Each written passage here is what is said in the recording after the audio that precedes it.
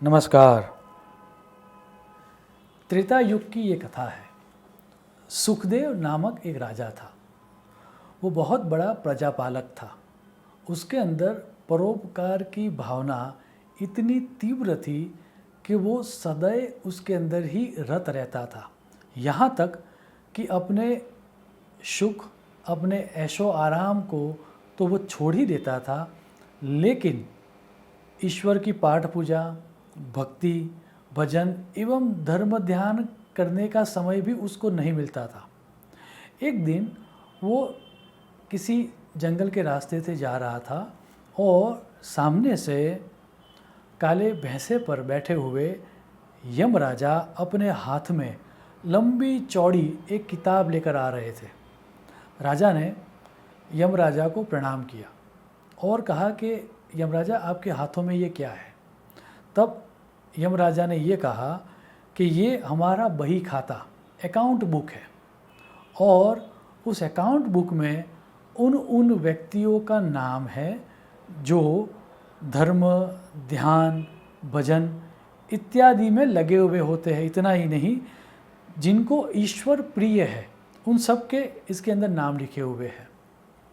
तो अब राजा ने अब जिज्ञासावश से पूछा कि क्या कृपा आप मुझे बता पाओगे कि मेरा नाम इस बुक में है? और खुश होकर यमराजा ने बोला, क्यों नहीं। यमराजा एक दफ़े पूरी की पूरी बुक देख जाते हैं, लेकिन राजा का कहीं नाम ही नहीं दिखाई देता। अब वो थोड़ा घबरा कर दूसरी दफ़े बुक देखना स्टार्ट करते हैं। एक एक पन्ना वह आहिस्ता से देखते हैं, लेकिन फिर भी राजा का कहीं पर भी नाम नहीं होता था। अब वो तीसरी दफ़े देखने के लिए जब प्रयत्नशील हो रहे थे, तब उनको चिंतित देखकर राजा ने कहा कि आप चिंता मत करो, आपकी कोई गलती नहीं है। मेरा नाम इस बुक के अंदर हो ही नहीं सकता, क्योंकि मैं तो भजन, कीर्तन एवं धर्म ध्यान जैसा कुछ करता ही नहीं हूँ। सो मेरा ही दुर्भाग्य है कि मैंने ऐसे कर्म नहीं किए हैं, तो मेरा नाम इस बुक में कैसे हो सकता है। सो वो प्रणाम करके निकल जाता है। कुछ क्षणों के लिए राजा को दुख होता है, लेकिन उसको जो दुख होता है उसको नज़रअंदाज करके फिर वो वापस परोपकार की भावना से लोगों की सेवा करने में लग जाता है। वैसे ही कुछ दिन निकल जाते हैं। कुछ दिनों के बाद पुनः राजा वहीं से जा रहा था और सामने से यमराजा आ रहे थे। इस दफ़े उनके हाथों में अगेन एक बुक थी, लेकिन वो जो बुक थी वो बहुत ही छोटी थी। अब कुछ तो बात करनी ही पड़ेगी, ये सोचकर राजा ने दोबारा पूछा कि महाराज, अब इस दफ़े हाथ में कौन सा बही खाता लेकर जा रहे हो? कौन सी अकाउंट बुक है इस दफ़े हाथ में? तब यमराजा ने कहा, राजन, आज के इस अकाउंट बुक में उन लोगों के नाम हैं जो ईश्वर को सबसे अधिक प्रिय है। अब लास्ट टाइम का जो इंसिडेंट हुआ था वो राजा को याद था, तो राजा ने इस दफ़े ये नहीं पूछा कि मेरा नाम है कि नहीं। राजा ने ये पूछा कि इस अकाउंट बुक में मेरे राज्य के किसी नागरिक का नाम है? अगर है तो आप बताओ, मुझे खुशी होगी। यमराजा को भी लास्ट टाइम का एक्सपीरियंस याद था, तो उसने बोला चलो कोई नाम, वो परिचित व्यक्ति का नाम सुनेगा तो राजा खुश हो जाएगा।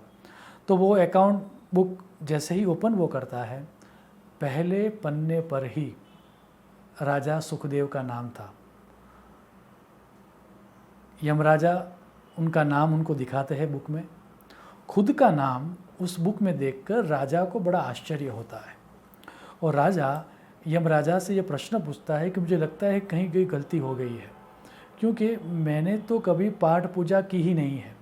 कभी कभार पाठ पूजा कर भी जो लेता हूँ वो तो मैं लोक कल्याण के लिए कर लेता हूँ, प्रजा के हित के लिए मुझे यज्ञ करना होता है, मैं कर लेता हूँ, लेकिन मैं कभी धर्म ध्यान नहीं करता, ना ही मैंने कभी ईश्वर की पाठ पूजा की है, तो मेरा नाम इसके अंदर कैसे हो सकता है? तब यमराजा हंसकर जवाब देते हैं कि इसमें कोई आश्चर्य नहीं है राजन।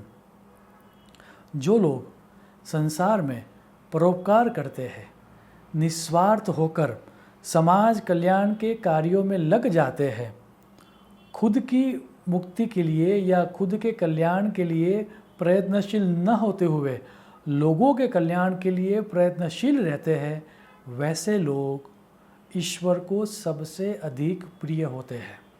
ऐसा कहकर यमराजा धर्मशास्त्रों में लिखे गए एक श्लोक को उद्धृत करते हैं और वो कहते हैं, परोपकृति कैवल्ये तोलयित्वा जनार्दनः गुरुविम उपकृतिम मत्वा ही अवतारान दशा ग्रहित।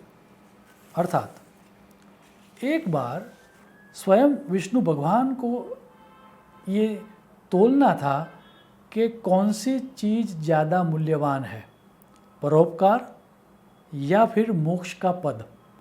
तो उन्होंने ये किया कि एक तराजू लिया और तराजू में एक जगह पर परोपकार को रखा और दूसरी जगह पर उन्होंने मोक्ष पद को रखा, और तब परोपकार का पल्लू ज़्यादा झुका हुआ पाया गया। और इसीलिए लोगों का कल्याण करने के लिए परोपकार की भावना से ही विष्णु ने 10 अवतार लिए हैं। सो परोपकार का इतना ज़्यादा इम्पोर्टेंस है। सो पूरी चर्चा का सार यही है, पाठ पूजा, धर्म ध्यान आदि जब हमें मौका मिले तब करना ही चाहिए, लेकिन अगर किसी के ऊपर उपकार करने का अपॉर्चुनिटी हमें मिले, तब परोपकार की अपॉर्चुनिटी को हमें तुरंत ग्रहित कर लेना चाहिए, क्योंकि जो परोपकार करते हैं वही ईश्वर को सबसे अधिक प्रिय होते हैं।